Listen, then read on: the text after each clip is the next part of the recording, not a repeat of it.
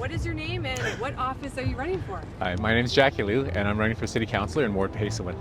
Why are you running? Because it's a really important time for Edmonton right now. This city is growing in a really rapid way.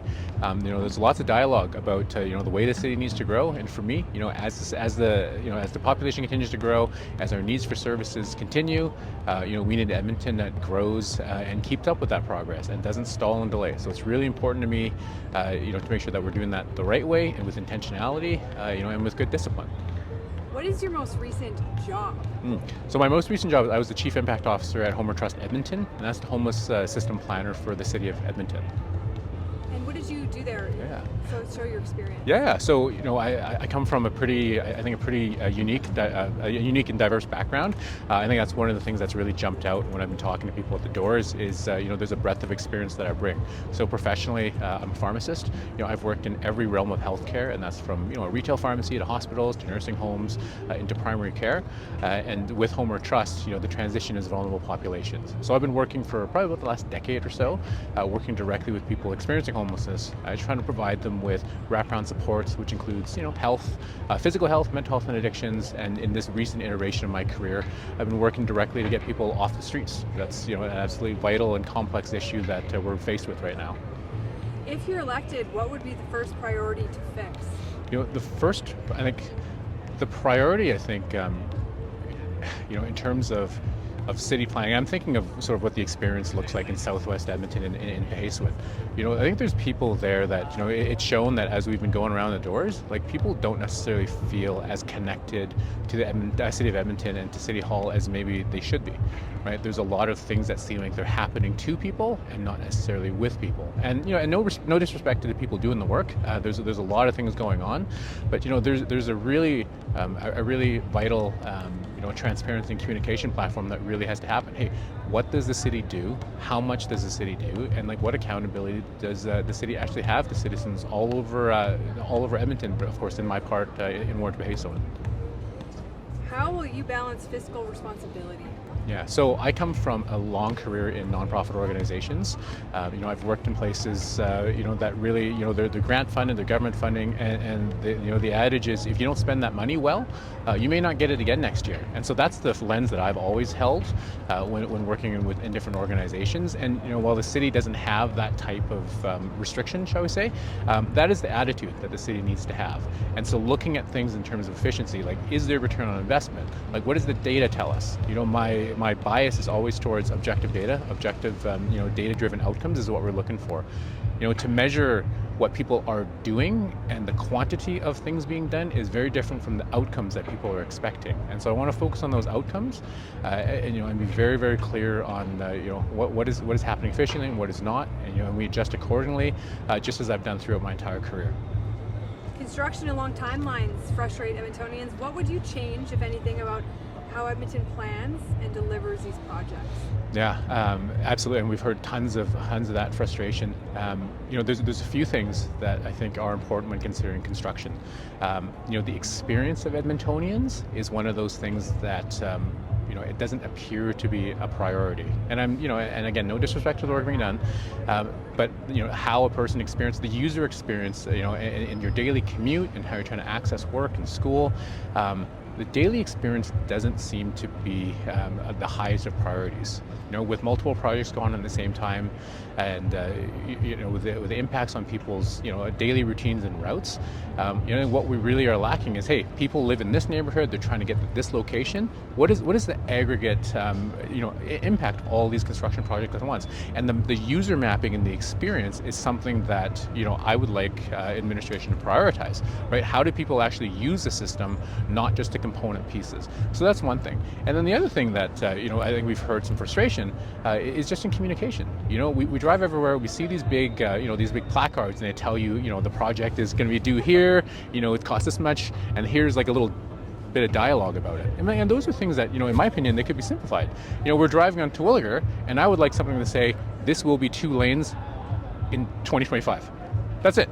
Right? There's a simplicity to a billboard that if you use appropriate communication tools, really just to give people the information that they're looking for, I think it will help to mitigate some of that frustration. How do you plan to, or what is your plan to make Edmonton safer?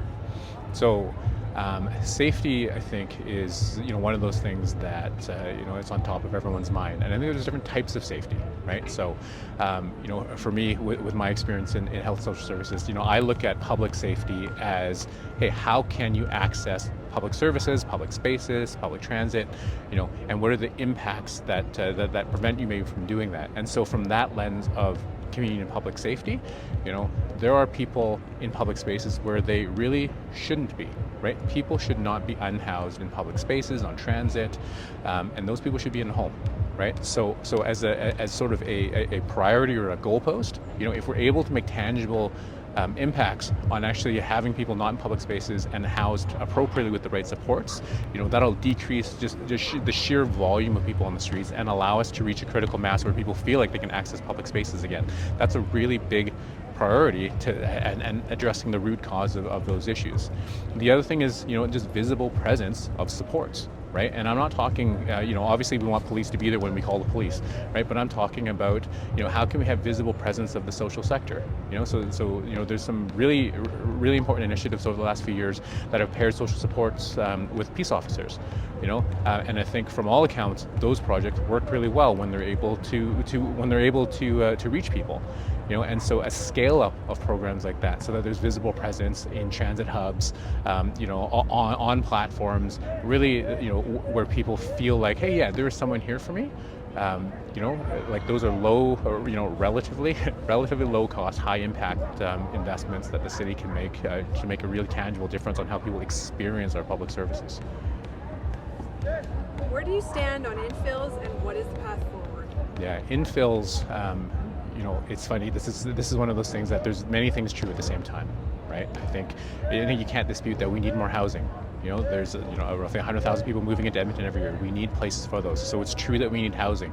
It's true that we need to build that housing where existing infrastructure exists. To grow out always into new communities expands the tax base, means that we need to replicate different services and into different infrastructure, and that costs us more in the long run. So those things are true.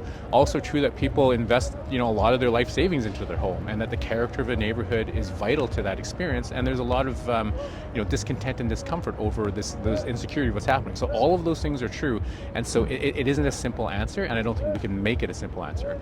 What I would push for is objective criteria and policy on where we can build, and that's, to me, that's where the evolution of these infill policies are. And the term blanket anything, I think it will miss you, or it'll cover you up where you're not supposed to be.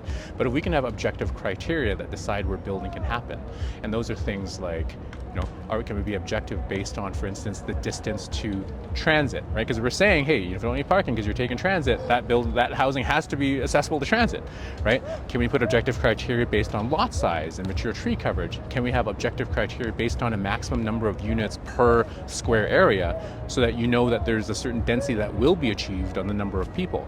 Like, those are criteria that, if written well, can make the decision for us, so that, again, we're also not tied up in public hearing all the time, right? But that gives people a bit of surety. Right? And I'll say too, from Southwest, from Pihêsiwin, where there's, likely not a lot of infill in the near future coming. I think the residents of Ward Pihêsiwin would like the surety of, like, oh, okay, this neighborhood's not going to have this right now because it doesn't meet these criteria. And then, on the flip side, if you're in a neighborhood where there may be some development, you should know that ahead of time. And if and you can make different adjustments should you wish. What do you think about the city's relationship with the province and how it should be? Yeah, the city's relationship with the province, I think, has been, at times contentious, right? We've definitely seen places where the municipality and the province have disagreed on things. And, in an ideal situation, that's not happened, and we could be collaborative, right? So I think there's an approach, again, based on objective data that, I would like to push towards. I mean, I think, if we can agree on facts, if we can agree on, common goals, if not even the means to that end, if we can at least agree on that end, we can find some common ground. I mean, the provincial government is obviously, hugely influential on what we do as a city, and we need to have those good relationships. But, to take the personality and maybe the subjectivity away, and just to be really focused on what the goals are, I think is a very viable path forward. What is your vision for Edmonton? I really like the city. right? My family and I, we moved here in 2019. My wife got a position at the Stollery, and so we uprooted our family from Calgary, which, please don't hold against me, right? We came here in 2019, and we've gone all in. This city has been fantastic for our family. We have, talk about the culture of Edmonton, and so coming to Edmonton and experiencing the culture of these festivals, of just really like a huge abundance of unique small businesses and multicultural type programs and businesses to experience. It's been a wonderful. We've had a wonderful time here, right? And certainly the city needs help, but the vision of Edmonton is to continue the good things and trim away the things that are frustrating for people, right? It's not to say, hey, everything's broken because these things are frustrating us, right? Let's talk about it, as if, talk about the city of Edmonton like a loved one, right? Like your loved one may have flaws, you may be frustrated at their behaviors, but at the end of the day, you've got this ongoing relationship that's really important to maintain and persevere through. And that's how, I would hope that people can look at a relationship with the city. This is your home, this is what you want to invest in, let's all collectively make it better. If you are elected, what is one thing you want people to remember you accomplished at the end of your term? That's a great question. In my career thus far, things I'm proud of are being a collaborator, being able to bring together people of diverse perspectives and backgrounds. And a lot of that comes from, frankly, a nonprofit sector where no one really fits nicely into a box. Silos don't exist well in the professional world I come from, and I'm not sure that within the realms of City Hall that the silos are belonging either. And so if I'm known, at the end of a term or whatever the time period is, as a person that's brought people together to find active solutions, as a person who's goal driven and really focused on finding solutions to things, and if the conversation honestly is less about me, but rather the great things that we've accomplished together, that would be an amazing thing to be known for.